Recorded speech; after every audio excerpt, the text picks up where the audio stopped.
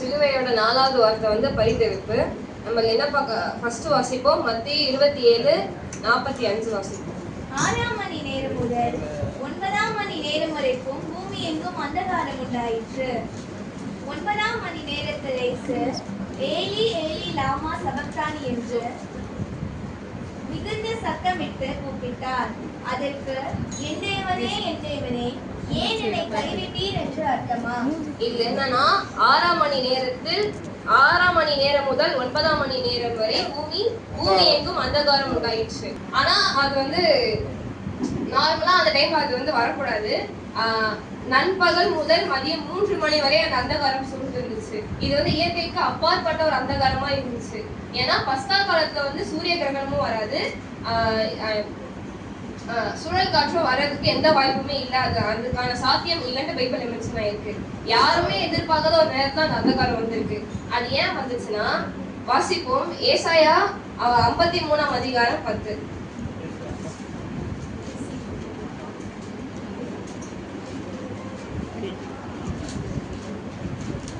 கர்த்தரோ அவரை நொறுக்க சித்தமாக்கி அவரை பாடுகளுக்குட்படுத்தினார். அவருடைய ஆத்மா தன்னை குற்ற நிவாரண பலியாக ஒப்பு கொடுக்கும் போது அவர் தமது சந்ததியை கண்டு நீடித்த நாளாய் இருப்பார். கர்த்தருக்கு சித்தமானது அவர் கையினால் வாய்க்கும். என்னன்னா கர்த்தரோ அவரை நொறுக்க சித்தமாகி அவரை பாடுகளுக்கு உட்படுத்தினார். ஏசப்பா வந்து அவரை வந்து பலியா கொடுக்க ரெடி ஆயிட்டாரு. அவர் வந்து நம்மளுடைய மீறுதல் நிமித்தம் வந்து காயப்பட்டார், நம்மளுடைய அக்கிரமங்கள் நிமித்தம் நொறுக்கப்பட்டார், நமக்கு சமாதானத்தை உண்டு பண்ணும் ஆக்கினை அவர் மேல் வந்ததுன்னு பைபிள் சொல்லியிருக்கு. உலகத்துக்கு ரட்சகராக வந்த ஏசப்பா வந்து உலக மக்கள் எல்லாரும் செஞ்ச பாவங்களையும் அக்கிரமங்களையும் அதனால வர வேண்டிய பாடுகள் வேதனைகள் எல்லாமே ஏசப்பா வந்து சிலுவையில தொக்கினபடி சுமக்கணும் அப்படின்றது பிதாவுடைய சித்தமாக இருந்துச்சு.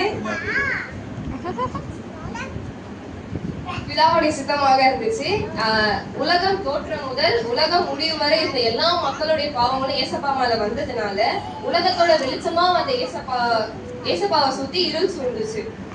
அதுக்கப்புறம் ஒளியா இருந்த ஏசப்பாவை சுத்தி இருள் சூழ்ந்ததுனால அவர் மேல ஏசப்பா மேல எல்லாருடைய பாவங்களும் வந்ததுனாலதான் பூமி எங்க இருள் சூழ்ந்துச்சு.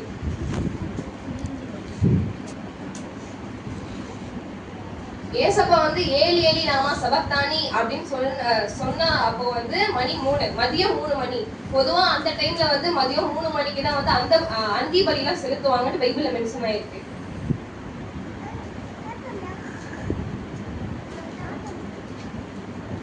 வாசிப்போம். யோவான் 8:16.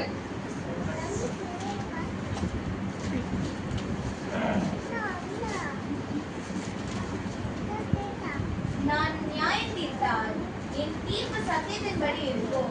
ஏனெனில் நான் தனித்திருக்கவில்லை, நானும் என்னை அனுப்பின பிதாவுமாக இருக்கிறோம். நான் தனித்திருக்கவில்லை, நானும் என்னை அனுப்பின பிதாவாக இருக்கிறோம்.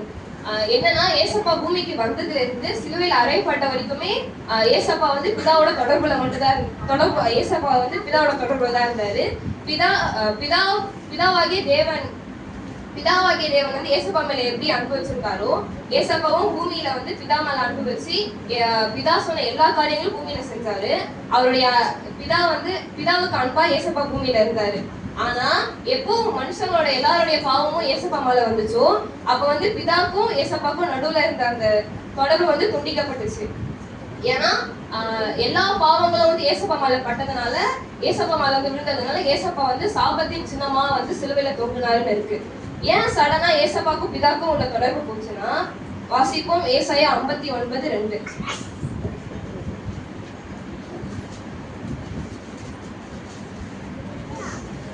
உங்கள் அக்கிரமங்களே உங்களுக்கும் உங்கள் தேவனுக்கும் நடுவாக பிரிவினை உண்டாக்குகிறது. உங்கள் பாவங்களே அவர் உங்களுக்கு செவிகொடாதபடிக்கு அவருடைய முகத்தை உங்களுக்கு மறைக்கிறது. உங்கள் பாவங்களை அவர் உங்களுக்கு செவிகொடாதபடிக்கு அவருடைய முகத்தை உங்களுக்கு மறைக்கிறது. இல்ல என்னன்னா நம்ம செய்யற பாவம் வந்து நமக்கும் பிதாவுடைய முகத்தை வந்து நம்மளுக்கு மறைக்கோன்றது மென்ஷன் ஆயிருக்கு. எப்படி நம்ம செஞ்ச பாவம் ஏசப்பா மேல போனதுனால அந்த பாவம் வந்து பிதாவுடைய முகத்தை ஏசப்பாக்கு மறைச்சிருச்சு. அந்த பாவம் தேவனுடைய பிரசன்னத்தை ஏசப்பாக்கு வரவிடாம தடுத்துருச்சு. அதே போல இயேசுவுடன் ஐக்கியமா என்றும் இருந்த பிதா வந்து அந்த டைம்ல ஏசப்பா மேல பாவம் வந்ததுனால அதை வந்து அந்த தொடர்பு வந்து துண்டிச்சிட்டாரு. மேக்சிமம் 3 மணி நேரம் வந்து ஏசப்பாக்கும் பிதாக்கும் எந்த தொடர்பும் இல்லை. ஏன் ஏசப்பா அந்த வார்த்தையை சொன்னாருன்னா, லைக் ஏசப்பா வந்து காடியால அடிச்சும் போதும் சரி, அவங்க மேல எச்சு துப்பும் போதும் சரி, அவங்க மேல அவரை எவ்வளவு பாடுபடுத்தியுமே ஏசப்பா வந்து ஒரு இடத்துல கூட அந்த வார்த்தையை சொல்லவே இல்லை. ஆனா எப்போ ஏசப்பாக்கும் பிதாக்கும் நடுவில் அந்த ஒரு குட்டி போந்துச்சோ அங்க அப்பதான் சொன்னாரு. ஏசப்பா சொன்னார். ஏன் அந்த வார்த்தையை சொன்னாருன்னா, வலியை தாங்க முடியாம என் தேவனே ஏன் என்னை கைட்டு நான் சொல்லவே இல்லை. பிதா என்னை விட்டு போயிட்டீங்க, இந்த டைம் என்னை விட்டுட்டீங்களே, என்னை விட்டு உங்களுக்கு எனக்கு ஒரு கனெக்ஷன் இல்லாம இருக்கே, உங்களை நான் பிரிஞ்சு இருக்கேன்ற தனிமையில மட்டும்தான் ஏசப்பா சொன்னாரு, என் தேவனே ஏன் என்னை கைவிட்டு என்று சொன்னாரு. ஆனா அவ்வளவு பாடுகள் படுத்துனாங்க மனுஷங்க அவரை. அப்ப வந்து மயிரை கத்திரிக்கிற ஆடுக்கு மயிரை கத்திக்கிறவன் வாய்த்திரவாத ஆட்டை போல் இருந்தார். மயிரை கத்தரிக்கிறவனுக்கு முன்பாக சத்தமிடாத ஆட்டை போல ஏசப்பா வந்து அமைதியா இருந்தார். சீசர்கள் அவர்களை விட்டு போன போது கூட ஏசப்பா எதுவுமே சொல்லவே இல்லை. ஆனா பிதா அவரை விட்டு போன மட்டும்தான் இந்த வார்த்தையை சொன்னாரு. இல்ல என்னன்னா, நமக்கும் பிதாவுக்கும் திரும்பி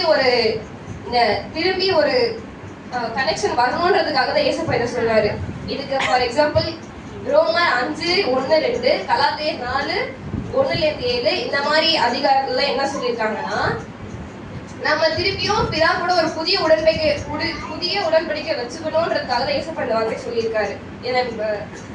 இந்த வார்த்தைக்கான அர்த்தம் என்னன்னா, நம்ம திருப்பி எந்த பாவமும் செய்யக்கூடாது. இன்கேஸ் நம்ம பாவம் செஞ்சோம்னா நமக்கும் பிதாக்கும் உள்ள கனெக்ஷன் கட் ஆகும். பிதாவுடைய முகம் நமக்கு மறைக்கப்படும். எதனால மறைக்கப்படும்னா நம்மளுடைய பாவத்தினால மட்டும்தான். ஏசப்பா இந்த வார்த்தையை சொன்னதுக்கான காரணம், நம்மளுடைய பாவங்களாம் ஏசப்பா மேல போய் பிதாவுடைய முகத்தை ஏசப்பாக்கு மறைச்சனால மட்டும்தான் சொன்னாரு, வழினால சொன்னாரு. ஆமென்.